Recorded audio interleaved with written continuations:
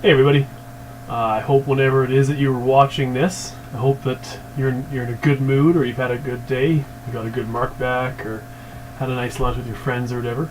I just wanted to talk to you quickly about a couple of things here. Text coding and close reading or active reading, kind of the same thing, where they're very, very similar to each other.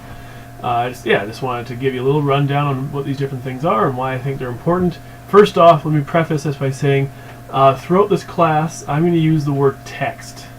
I'm going to say we're going to read texts or view texts. And so when I say text, I don't specifically just mean a book or words.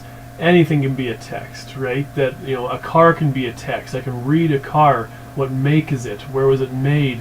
Is it like a high-class car or a low-class car? Is it brand new? Is it dented or rusty, right? So when you read a text, you're analyzing an object. Any object in the world is a text that you can read.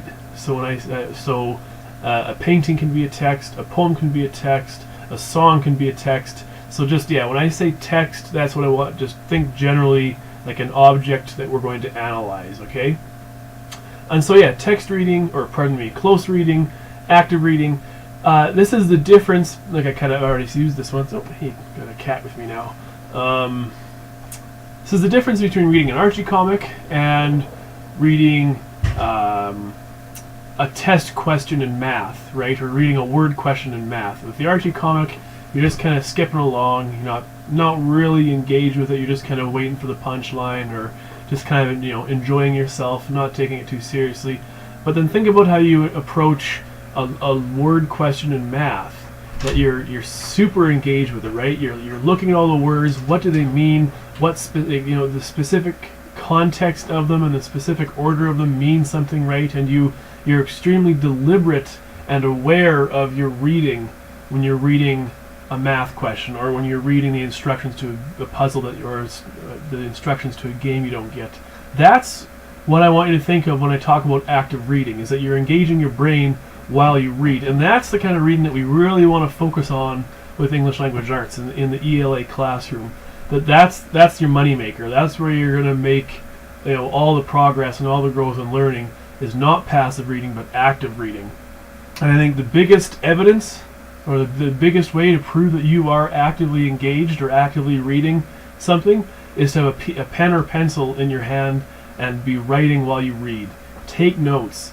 Ask questions. Write things down so you don't have to remember them, and you can look it up later, right? Just think about it. If you're going to do any sort of literary analysis, you're going to have to read it at least once. And I think that's a major pitfall that students fall into, is they think that, I only have to read this thing once and I'll get it all. No, really, you're going to have to read this text more than once. So think about it. If you highlight along the way and write things down along the way, and maybe write down important page numbers if it's a novel, then you don't have to. Then it makes your second, third, fourth, whatever reading so much easier, right? So say I give you a novel and I want you to explore themes of loss of innocence in it. Instead of reading the book and then going to write the essay and oh my gosh, can't remember anything about loss of innocence. While you're reading, you're highlighting this passage and you're circling that line, or questioning why they chose this word and how that contributes to loss of innocence as a theme. That way you can go back and look through it, and it's so much easier, right? So just start practicing. Every time you read, write things down as you read. I say pen or pencil. Have Microsoft Word open or whatever, and write things down while you're reading on your computer if that's what you're doing. But be active. Be engaged. Write things down that you don't get. Write things down that you think are important. Write down parts that you like. Just keep track.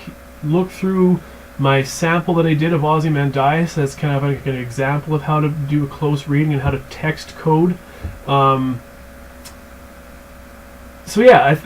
I guess I've kind of told you how to do this or whatever, but I think I also really want to talk about why I think it's important. I think that the skills that you develop in ELA, English Language Arts, are skills that you can take to the world around you every day of the rest of your life. If you can read a book, you can read the world. The same skills that it takes to uncover meaning in literature or texts are the exact same skills you use to uncover meaning in life. The same critical thinking, the same analytical skills that you use in ELA to read a poem like Ozymandias or a novel or whatever, These are the same skills you use when you're judging a politician to see if they're lying or if you can trust them. These are the same skills that you use if you're going to question the bias of a news article. This is the same skills you're going to use even if you're just trying to figure out, how to behave properly in a group of strangers. And all of these, you're reading a text and you're determining what the values, the messages, or the meanings of that text are. And so it's not just boring old English stuff. It's not stuff that, the relevance of it just hits zero once you leave the classroom.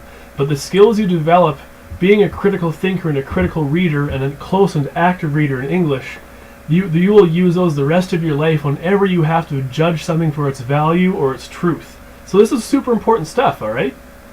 I'm getting a little worked up here. I like talking about it, but I got a cat to pet, so I'll let you go, and I will talk to you again soon. Bye.